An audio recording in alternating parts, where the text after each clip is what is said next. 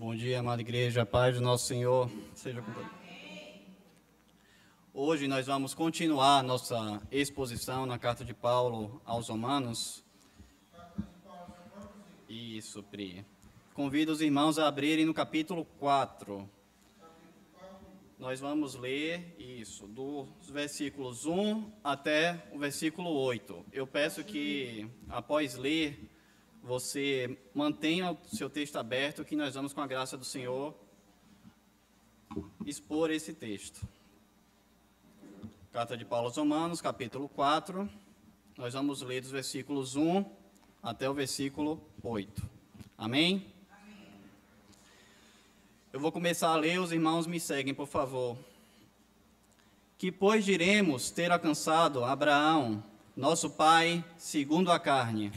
Porque esse Abraão foi justificado por obras, tem de se gloriar, porém não diante de Deus. Pois, que diz a Escritura? Abraão creu em Deus, e isso lhe foi imputado para a justiça. Ora, ao que trabalha, o salário não é considerado como favor, e sim como dívida. Mas, ao que não trabalha, porém crê naquele que justifica o ímpio, a sua fé lhe é atribuída como justiça. E assim também que Davi declara ser bem-aventurado o homem a quem Deus atribui justiça, independentemente de obras. Bem-aventurado aqueles cujas iniquidades são perdoadas e cujos pecados são cobertos. Todos? Bem-aventurado o homem a quem o Senhor jamais imputará pecado. Vamos orar mais uma vez. Soberano e bendito Deus, nós estamos diante de Tua santa palavra, meu Deus. Te pedimos que, pela Tua misericórdia e graça, o Senhor tenha compaixão de nós e nos conceda a graça de aprender o que o Senhor quer dizer, Pai. Abre os nossos corações, meu Senhor. Tenha de misericórdia de mim, meu Senhor, que falo do Senhor na Tua presença, Pai. Eu te peço, meu Deus, que tão somente o que venha de Ti seja dito, meu Deus. Guarda-nos dos enganos, meu Deus, e nos livra, meu Deus, de todo mal, Pai. Eu te peço que, pela Tua misericórdia, meu Senhor, o Senhor possa se manifestar, meu Deus, através de Tua palavra, Pai. Em nome de Cristo Jesus, nós oramos a Ti. Amém. Amados irmãos, você verdadeiramente entende o que quer dizer a salvação pela fé? Na nossa vida diária, muitas vezes professamos uma graça maravilhosa. Contudo, nos pegamos às vezes pensando que nós merecemos mais. Às vezes, queremos aplausos por proceder bem. E às vezes, nós nos entristecemos além da conta quando alguns planos tidos como certos não dão certo, ou quando eles falham. Às vezes acreditamos que vir à igreja, ler a Bíblia ou fazer orações tem uma espécie de poder mágico que nos blindará de passar dificuldades. Bem, isso é a mesma coisa que os pagãos acreditavam, que eles conseguiriam o favor das suas divindades através de alguns ritos que eles poderiam executar. E se a gente vai um pouco mais longe, na verdade, existem essencialmente dois tipos de credo em todas as religiões que a gente tem. Aquela que é centrada no homem e aquela que é centrada em Deus. O cristianismo verdadeiro é do segundo tipo. É a única que é centrada em Deus. Porque, de acordo com a palavra, não há nada que você possa fazer para ser salvo. Você não pode negociar com Deus. Você não merece a bondade de Deus. A salvação vem unicamente da parte de Deus, pela sua misericórdia e graça. Então, a causa primária de alguma coisa boa acontecer em sua vida é a misericórdia de Deus. Não é o seu mérito. Não é o seu esforço ou sua diligência. Nunca a bondade de Deus para com o homem, ela é retributiva. Ou seja, ela é uma consequência do que você fez. Deus é soberano e bom sobre cada fato de nossas vidas. E se nós fomos até Ele, é porque Ele primeiro nos chamou. E isso vale para todos, mesmo no caso de heróis da fé, como Abraão, homem que estava morto em seus delitos e pecados, sem jamais olhar para Deus, até que Deus o chamou, falou com ele, e ele creu.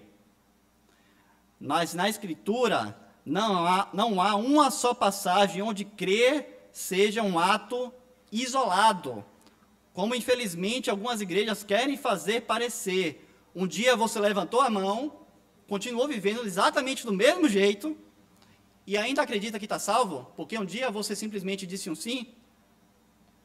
Isso não é bíblico. A Escritura não ensina isso. Professar a salvação pela fé e estudar essa doutrina nos faz conhecer o nosso lugar.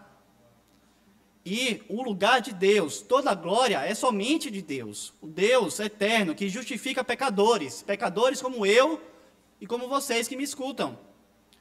E é precisamente sobre esse Deus que nós vamos refletir hoje. O Deus que justificou a Abraão. Esse é o título da mensagem. O Deus que justificou a Abraão. Para que você entenda um pouco mais desse texto aqui, é interessante saber um pouco.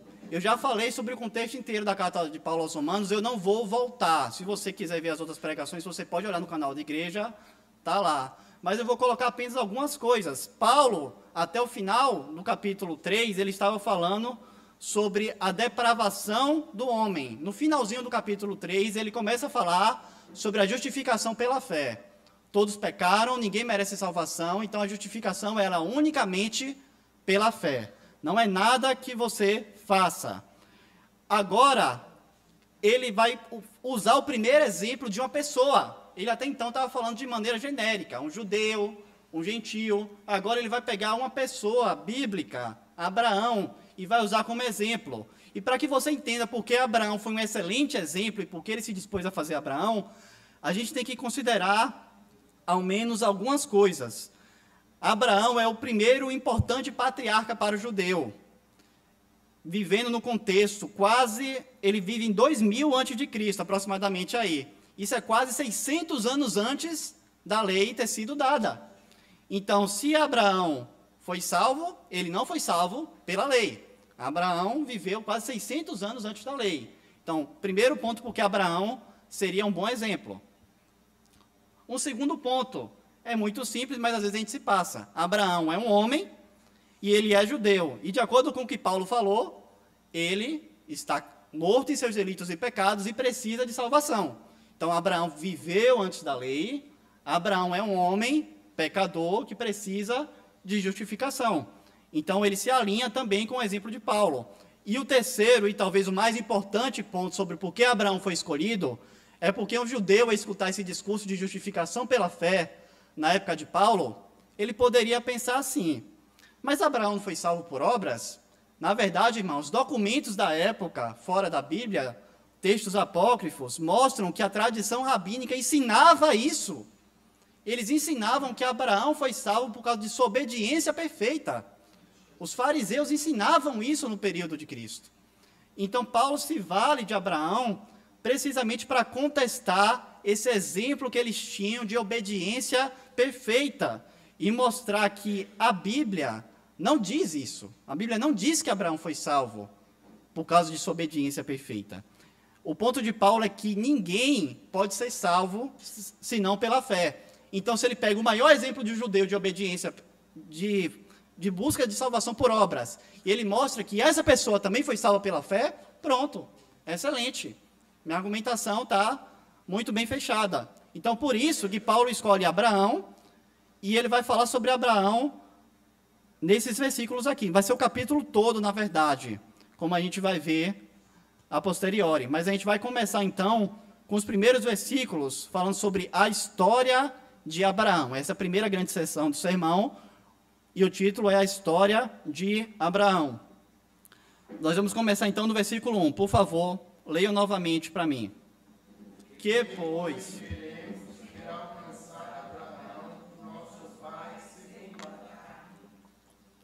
Olha só, Paulo acabou de discorrer sobre a doutrina da justificação pela fé. Então, se essa obra é mediante a fé, como é que fica o caso de Abraão, que, como a gente viu, eles acreditavam que tinha sido salvo por obras?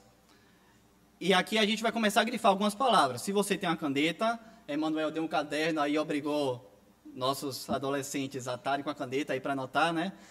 Na Bíblia, essa expressão ter alcançado, no texto original, ela se refere ao ato de encontrar após procurar.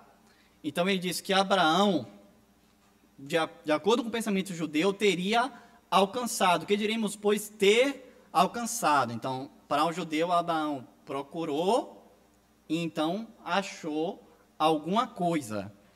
Abraão é definido como amigo de Deus no Novo Testamento, então certamente ele encontrou algo. Nós vamos falar sobre isso também. E nós temos uma segunda expressão, pai segundo a carne. Alguns intérpretes querem forçar uma interpretação dizendo que uma espécie de relacionado ao pecado. Mas a leitura mais natural do texto e do original é que aqui está falando simplesmente sobre linhagem. Ele está conversando com o judeu. Então, pai segundo a carne é o quê? É aquele que seria o descendente dos judeus, o patriarca que é descendente dos judeus. Então, ele evoca a figura de Abraão. E o que essa figura que é pai de vocês, que é descendente de vocês, teria alcançado? Então, o diálogo aqui no primeiro versículo, o cenário que Paulo coloca, é um judeu que escutou Paulo acabar no capítulo anterior dizendo, olha, não importa, todos pecaram e destituídos estão da glória de Deus. As pessoas só podem ser salvas mediante o sacrifício expiatório de Cristo Jesus. Não é por nada que você faça. Você tem que crer no que Cristo fez. E aí o judeu que escuta isso aqui, Rony, ele diz, tá, Igor, mas e Abraão? E aí você pensa, o diálogo aqui de Paulo é com esse judeu, Leda. Paulo está dialogando com esse judeu que, de alguma forma, ele quer contestar o que foi dito anteriormente. E como é que Paulo vai argumentar? A argumentação de Paulo começa no capítulo 2. No versículo 2. Vamos ler. Porque se Abraão foi justificado por obras, tem de que se gloriar, porém não diante de Deus. Aí vou dar mais trabalho para quem está com o caderno anotando, viu? Foi justificado. E a expressão que mais à frente vai se repetir, e não diante de Deus, já pode marcar aí. Mas essa expressão foi justificado, ela tem um contexto judicial. Pode colocar um termozinho assim, judicial, é ser declarado justo. Então, o que ele está evocando? Se no exemplo de Abraão, a sua inocência, ou seja, se ele foi declarado justo pela obediência, então alguém poderia obter a justificação pela observância das obras da lei. Certo? Então, Léo, o que ele está dizendo aqui? Ele está dizendo que se Abraão foi salvo pela sua própria inocência, então ele tem do que se gloriar. Ele pode bater no peito e dizer, eu cumpri, eu obedeci, eu mereço a salvação. Mas veja que isso aqui é hipotético, porque o próprio Paulo, ele já diz na frase seguinte, porém, não diante de Deus. Paulo introduz seu ponto. Paulo não negou que Abraão tenha obras, Rita. Paulo não negou que Abraão tenha obras. Mas o ponto dele é que elas não são a causa dele ser declarado justo diante de Deus. Não é o ponto. E agora, nós vamos passar por alguns versículos do Antigo Testamento que são referidos no versículo 3. Eu primeiro vou ler o versículo 3, que diz assim, pois que diz a Escritura, Abraão creu em Deus, e isso lhe foi imputado para a justiça. Para que nós entendamos isso daqui, nós temos que nos colocar no lugar. Lembra que eu falei que ele está dialogando aqui com o judeu? Então ele escreve como se ele estivesse conversando com o judeu que escuta aquela argumentação e não quer concordar. Então, ele presume que o judeu conhece a história de Abraão. Então, nós temos que fazer esse exercício de voltar ao Antigo Testamento e ver um pouco dessa história para que a gente entenda o que está acontecendo. Então, para que a gente pegue essa expressão, primeiro, o pessoal está anotando, foi imputado para a justiça, essa expressão imputado, aí, ou creditado, ela é central nesse texto. ela vai são as palavras que mais vão se repetir nesse texto aí. E isso tem algum sentido desde o Antigo Testamento. No hebraico, a gente tem esse texto lá em Levítico 8, 18, a gente tem uma expressão que é similar, que tem o mesmo sentido. Levítico 8, versículo 18, vai dizer assim: depois fez o carneiro do holocausto, e Arão e seus filhos puseram as mãos sobre a cabeça do carneiro. Então, a gente está vendo aqui o texto atrás. Então, essa expressão, puseram as mãos sobre a cabeça do carneiro, esse pôr as mãos é a mesma palavra, é a mesma expressão. Então, veja, imputar, pôr as mãos. Aqui no original o sentido é o mesmo. O que acontecia? Eles colocavam as mãos e eles entendiam que eles estavam transferindo a culpa para o cordeiro. Então, eles transferiam a culpa através daquele ritual simbólico, e o cordeiro, então, era morto para expiar os pecados.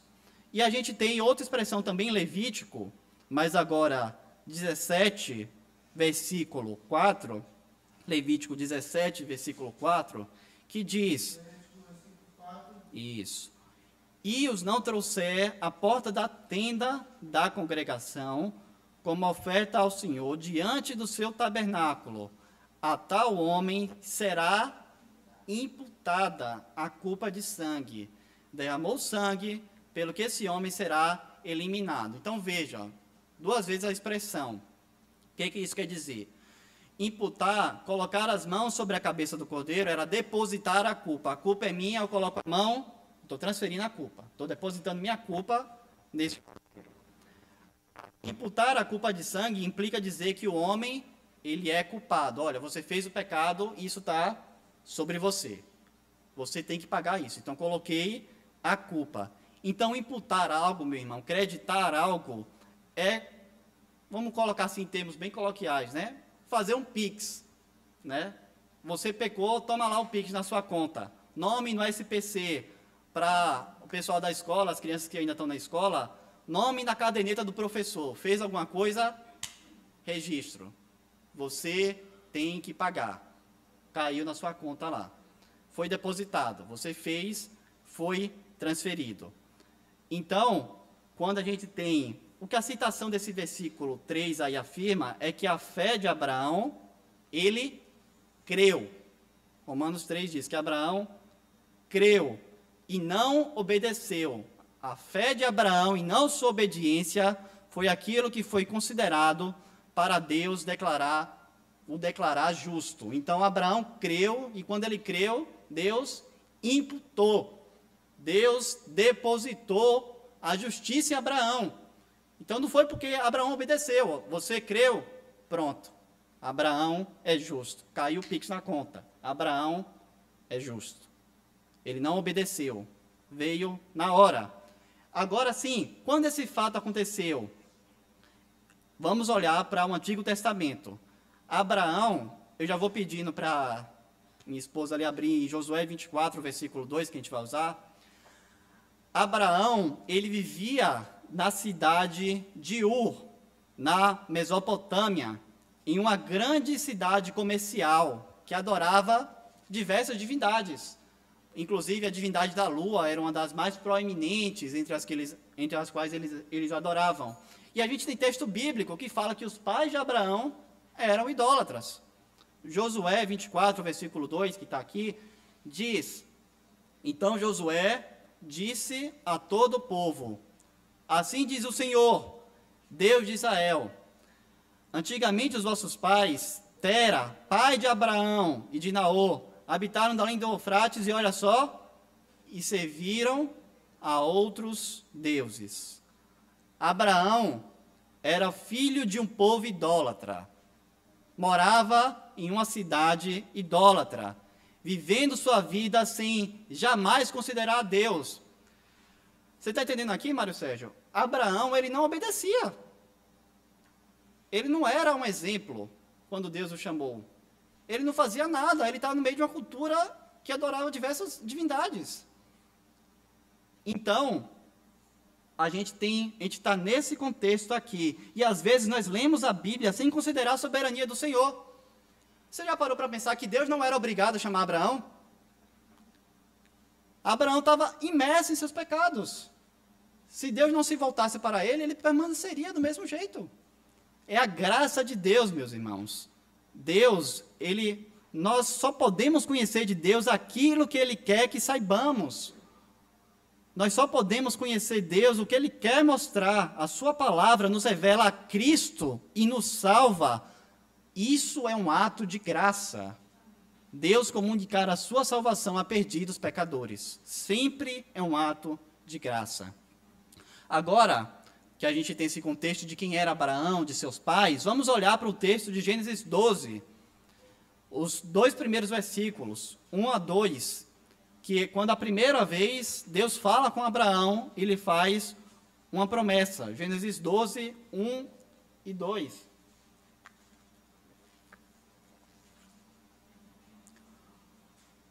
Ora, disse o Senhor a Abraão, sai da tua terra, da tua parentela e da casa de teu pai, e vai para a terra que te mostrarei.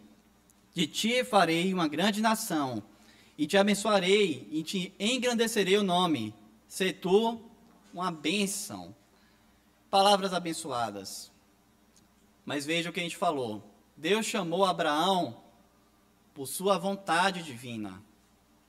Foi pura graça também o chamado de Abraão. Abraão não tinha feito nada para merecer esse chamamento do Senhor. Abraão abandonou sua terra, é verdade, após esse chamado, parte substancial dos seus bens, parentes, amigos e negócios. Aí você fala, não, mas de agora para frente Abraão foi um homem sem erros. Não. Logo nos capítulos seguintes, no caminho Abraão ainda peca. Deus fala para Abraão permanecer peregrinando pela terra de Canaã. Abraão vai para o Egito durante a seca. Ele ignora Deus, ele se volta para outra nação, no episódio no qual ele mente sobre a esposa para o faraó, que é conhecido dos irmãos. Então mesmo Abraão, homem chamado por Deus, pai da promessa, é um pecador. Isso acontece antes dessa citação que Paulo fez. Agora sim nós vamos ler a citação, que está em Gênesis 15, nos versículos de 1 a 6.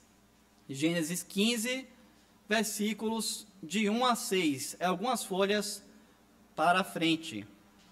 O texto diz assim, depois destes acontecimentos, isso que a gente conversou sobre Deus o ter chamado, ele saiu para o Egito, mentiu sobre a esposa, teve a guerra lá que ele lutou contra algumas tribos, e depois dele então, acontece isso daqui. Depois desses acontecimentos, veio a palavra do Senhor a Abraão, numa visão, e disse, não temas, Abraão, eu sou o teu escudo, teu galardão será de sobremodo grande. Respondeu Abraão, Senhor Deus, que me haverás de dar? Se continuo sem filhos, e o herdeiro da minha casa é o Damasceno, Eliezer. Disse mais Abraão, a mim não me concedeste descendência, e um servo nascido de minha casa será o meu herdeiro. A isto respondeu logo o Senhor, dizendo, não será esse teu herdeiro, mas aquele que será gerado de ti será o teu herdeiro. Então conduziu até fora e diz, olha para o céu e conta as estrelas, se é que podes. Disse assim, será assim a tua posteridade. E aí vem a frase, ele creu no Senhor e isso lhe foi imputado para a justiça. Então veja, Abraão foi chamado para sair da sua cidade. Ele recebeu uma promessa sobre uma terra e uma posteridade.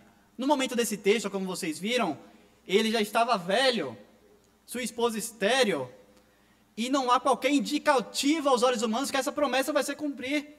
Pare para pensar, gente. Abraão foi chamado e a terra que lhe foi prometida estava sendo povoada por diversas nações estrangeiras. Não tinha nenhum indicativo de que essa promessa seria cumprida. E o texto de Hebreus, na verdade, refletindo sobre Abraão, ele diz, lá no capítulo 11, todos estes morreram na fé, sem ter obtido as promessas, vendo-as, porém, de longe, e saudando-as, e confessando que eram estrangeiros e peregrinos sobre a terra. Veja, Abraão creu em quem? Em Deus, não em suas obras, nesse sentido de ver um livramento daquele momento, do que ele queria, não nas evidências, mas naquele que prometia. Ele creu no Deus que fez as promessas para ele, não no que ele via. A consequência disso, dele ter crido, não dele ter obedecido, é que isso lhe foi imputado, creditado, foi depositado para a justiça. Abraão foi considerado inocente porque ele creu, não porque ele tenha feito nada. Então veja, juntando tudo que a gente viu até então, Abraão foi chamado por Deus. Ele nunca tinha ido até esse Deus, até sido chamado. Ele o seguiu, e como ele o seguiu? De modo imperfeito, ainda pecador. Mas Deus, assim como o sacerdote que depositava a mão sobre a cabeça de um bode que jamais fez nada, ele depositou a justiça dele em Abraão, unicamente com base na fé. Abraão foi salvo porque ele creu, não porque ele obedeceu. Agora nós vamos ao segundo ponto dessa mensagem, que vai pegar o restante dos versículos, que fala precisamente sobre a natureza dessa justificação. A justiça depositada. Então, primeiro nós vimos a história de Abraão, foi o primeiro ponto. Agora nós vamos ver a natureza dessa justiça, ou a justiça depositada.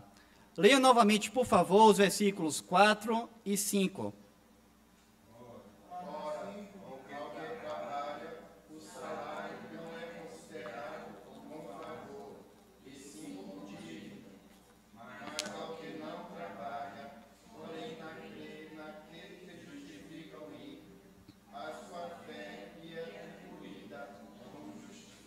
Certo. Pessoal que está com a caneta aí, Nicole também, eu sei que está, Lucas. Mais uma vez, considerado aí, é a mesma palavra imputado no original, ou creditado. E atribuído no versículo 5, é a mesma palavra também, creditado, imputado. A mesma palavra no original que se repete. Então veja aqui que um argumento central e um foco do texto é exatamente que algo foi depositado. Esse é o ponto central desse texto. Agora, sobre o texto em si, relações de trabalho. A gente acha, às vezes, que o seu empregador está fazendo favor para você, né? Você faz o seu salário, quando você vai receber sua folha de pagamento, você fala, muito obrigado por você ter me dado esse dinheiro. Não, você não deveria.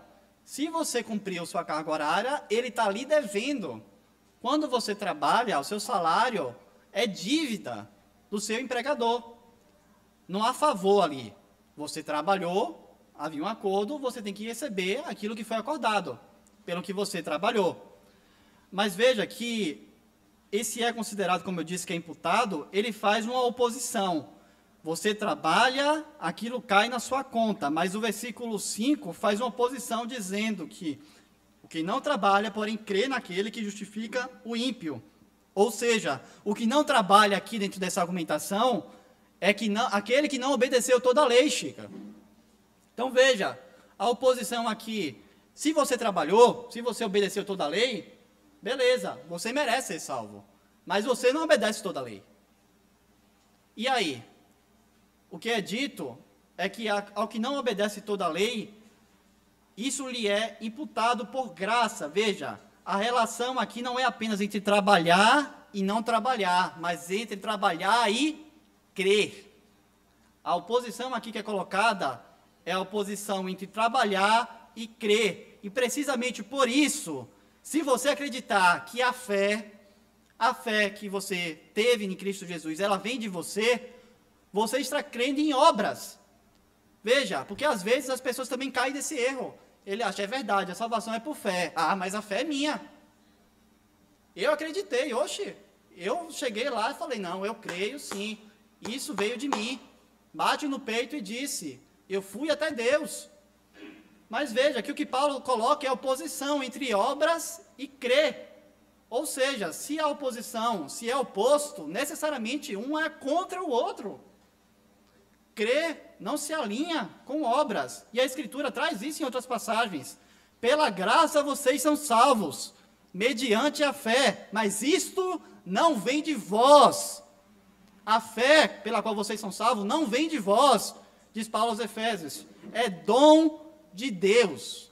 Ou como ele diz também em Atos 16, certa mulher chamada Lídia, da cidade de Tiatira, vendedora de púrpura, temente a Deus, nos escutava, e o Senhor lhe abriu o coração para entender as coisas que Paulo dizia. Meus irmãos, a fé vem de Deus.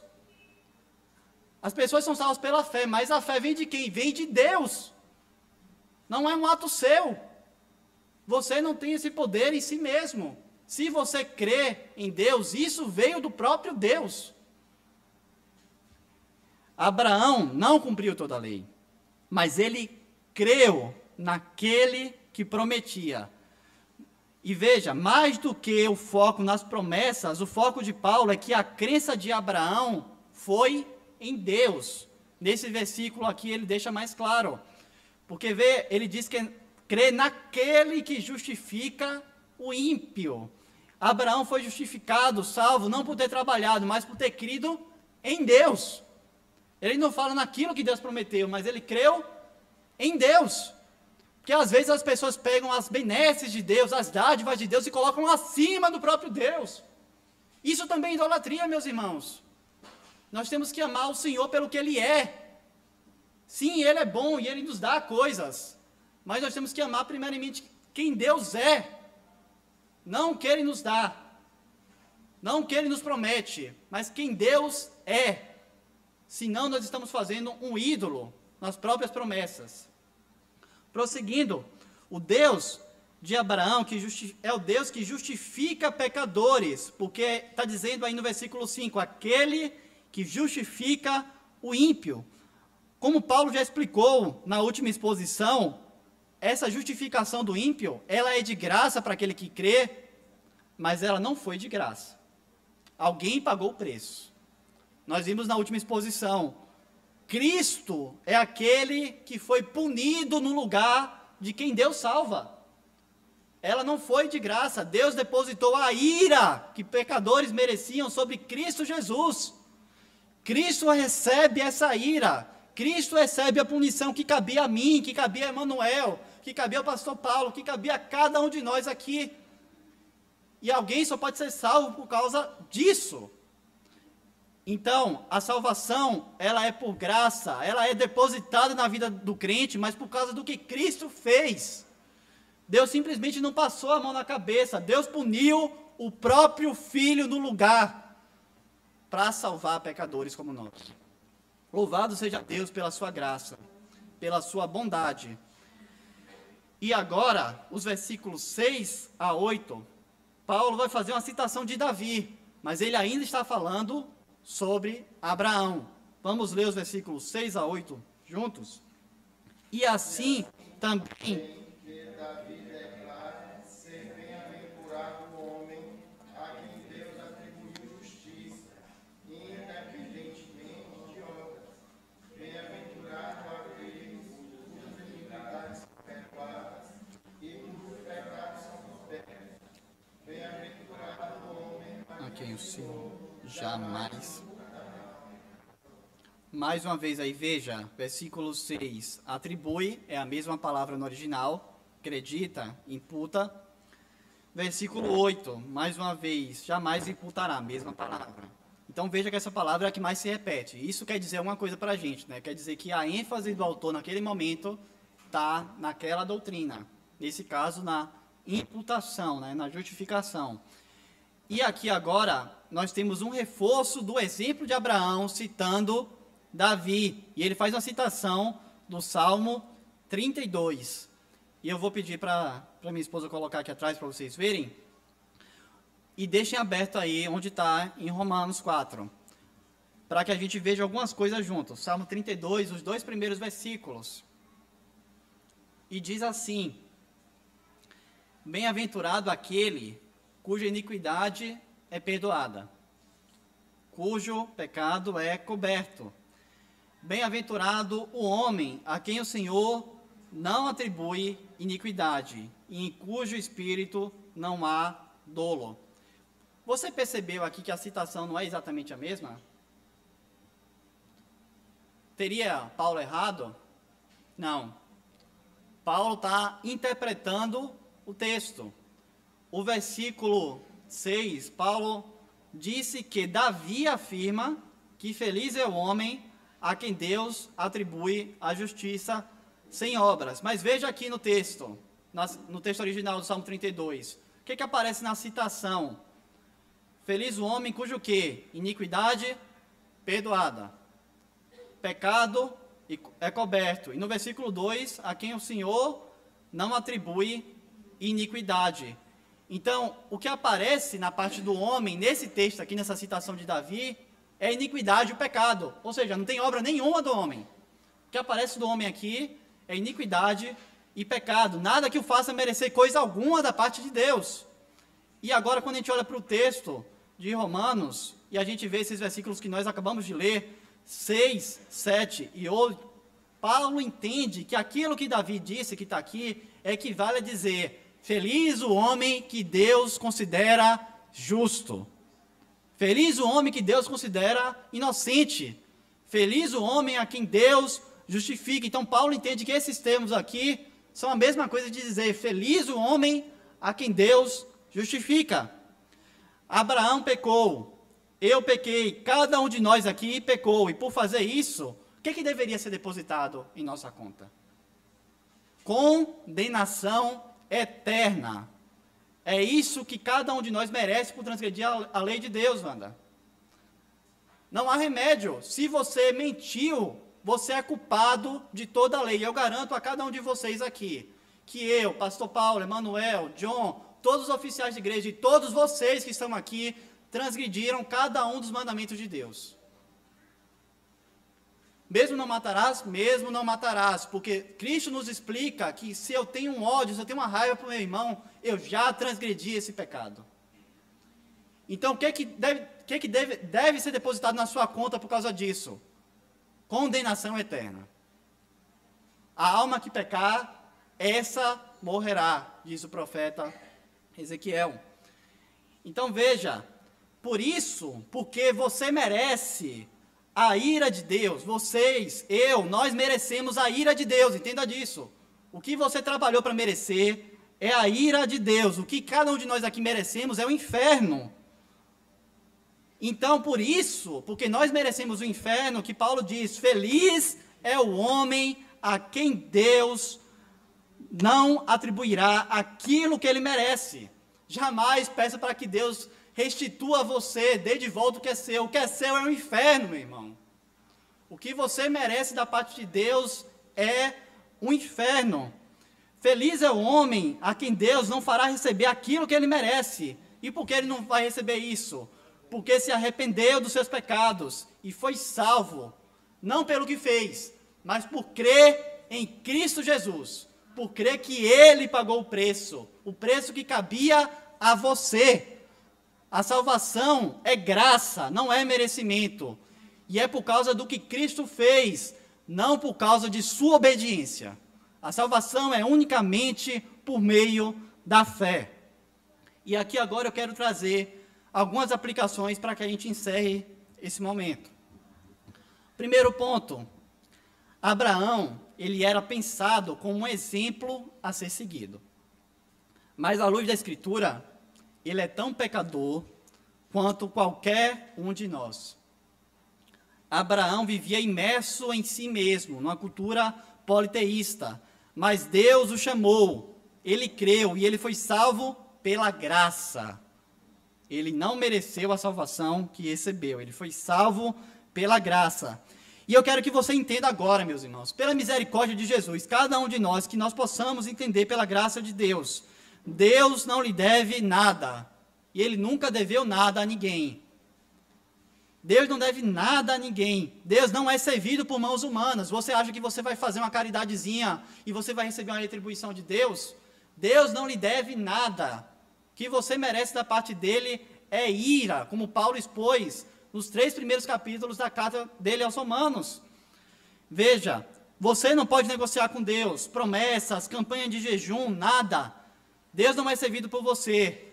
O que você merece é condenação. Mas louvado seja Deus, porque nós lemos nessa passagem que Deus nos declara justos pela fé em Cristo Jesus. Se ninguém jamais será salvo por obras, nós vimos isso, então saiba disso. Você nunca conseguirá conquistar a sua salvação, nunca. Você nunca vai conseguir, pelas suas mãos, conquistar a sua salvação. E mais uma coisa, você não tem o poder sobre si para deixar para os últimos minutos da sua vida. Porque, viu, Emanuel, tem um tipo muito particular de gente que está ali, sabe que está errado e diz, não, mais para frente eu me converto, eu estou quase lá. Mas eu ainda não estou pronto, porque ele acha que de alguma forma ele tem um poder nele, que em algum momento ele vai dizer, ele vai vir aqui na frente e vai simplesmente falar, eu aceito a Jesus, e esse ato vazio, destituído de um coração que foi salvo pelo Senhor, ele acha que isso de alguma forma vai tirar o juízo de Deus. Meu irmão, não é isso que a Escritura diz. Há uma diferença entre o que a Escritura diz e o que você acredita. Você pode até querer que seja verdade, que você viva a vida como você quer, e em algum momento você simplesmente vai se voltar para Deus. Mas isso pode não acontecer. Entenda, meu irmão, a salvação é por obras. Você não pode deixar para os últimos minutos da sua vida. A triste cultura que a gente tem, que é uma heresia, não existe na história da igreja. A cultura de vem aceitar Jesus, abra a porta. Isso não existia na história da igreja. Me mostre um apóstolo, um texto bíblico que diga isso. Isso é uma cultura que vem de um cara chamado Charles Finney, pelagiano, arminiano, um herege, que introduz essa cultura de chamar as pessoas, de fazer uma persuasão moral das pessoas levantarem a mão. A Escritura sempre tem um chamado. Aceitar Jesus não é um conjunto mágico de palavras, é crer na obra de Cristo. Aceitar Jesus é crer na obra do Senhor Jesus. É se arrepender dos seus pecados e viver em santidade. Não é um ato vazio. Você um dia levantou a mão, mas você vive do jeito que você quer. Isso não é salvação bíblica. Salvação bíblica, necessariamente, você mostra que creu quando você obedece. Isso é a salvação que vem de Deus. A salvação com base na fé frutifica. Abraão creu e depois ele obedeceu. E foi considerado amigo de Deus. A salvação bíblica existe com arrependimento. Existe com crescimento em santidade. Você não tem o poder sobre si, repito, para deixar para os últimos minutos da sua vida a sua conversão. Todo pecado já cometido, ele receberá uma punição. Todo pecado, ele vai receber uma punição. Ou você se arrepende, crê em Cristo Jesus, e seus pecados são cancelados no que ele fez, ou você vai pagar a eternidade no inferno pelo que você fez. E todos vós, vejam, as crianças que estão aqui também, nós não professamos que criança é salva. Criança tem que se arrepender e crer em Cristo Jesus. Os adolescentes têm que se arrepender e crer em Cristo Jesus. Todos nós aqui temos que fazer isso, temos que ter feito isso uma vez na vida. E veja, se você não busca por santidade, se você não busca crescer na fé, eu não estou falando de farisaísmo, estou falando de buscar verdadeiramente ao Senhor, buscar mortificar a sua carne. Tem uma frase que deveria lhe assustar bastante, que é, Deus é justo e bom, porque você não é. Deus é justo e bom, mas nenhum de nós aqui é. Então veja, se você hoje sabe que não tem obedecido ao Senhor como deveria, se você hoje está verdadeiramente arrependido e disposto a lutar contra o pecado, o momento é agora. Clame por misericórdia do Senhor Jesus e creia em Cristo Jesus, para que seus pecados sejam cancelados. Vamos orar, meus irmãos.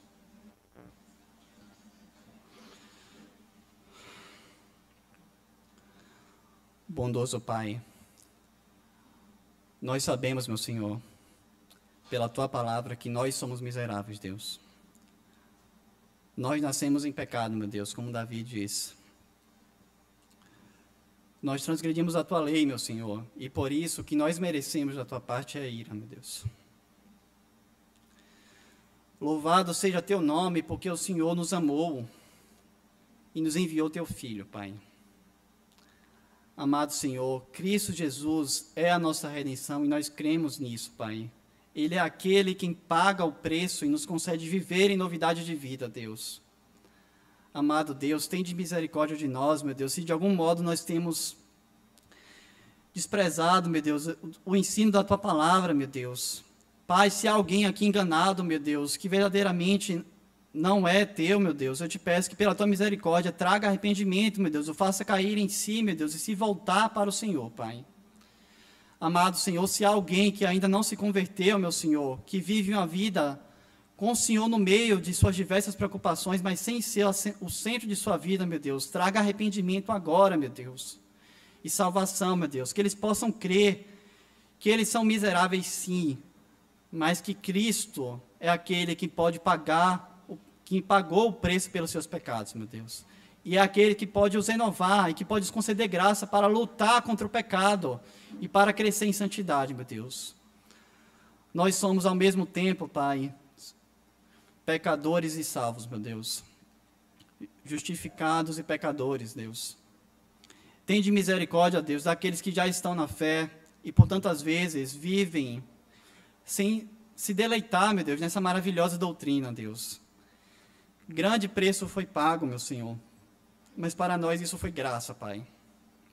Nos conceda, meu Deus, nos lembrarmos que nós não merecemos, meu Deus, coisa alguma de boa da Tua parte, meu Senhor. Nos lembra, meu Deus, do nosso dia a dia, que tudo que vem de bom, meu Deus, é graça Tua, meu Senhor. Que para nós que fomos salvos por Cristo Jesus, nós temos que viver nos satisfazendo em Ti, meu Deus, e mortificando os nossos pecados e caminhando para o Senhor. Porém, certos, meu Deus, e guardados que aquele quem começou a boa obra em nós é fiel para concretizá-la, meu Deus. Todo aquele que foi salvo em Cristo Jesus está seguro em suas mãos, meu Deus. Nós Te louvamos por essa segurança, meu Deus, e Te pedimos que o Senhor siga conduzindo, meu Deus, cada um de nós em nossas batalhas, Pai. Nos concede a graça de levar o Evangelho, meu Deus, e de Te amar, meu Deus, sobre todas as coisas, Pai. Pois nós oramos em nome do nosso Salvador e Teu Filho, nosso Senhor Jesus. Amém.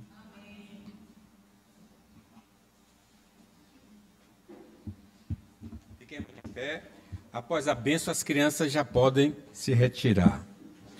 E os pré-adolescentes também.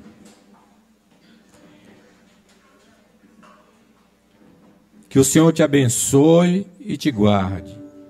Que o Senhor faça resplandecer o seu rosto sobre ti e tenha misericórdia de ti.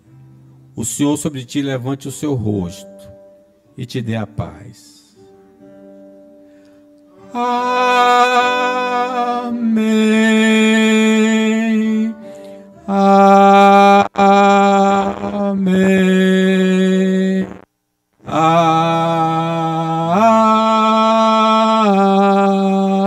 Amém. Pode sentar, as crianças podem subir. Quem é que está responsável aqui?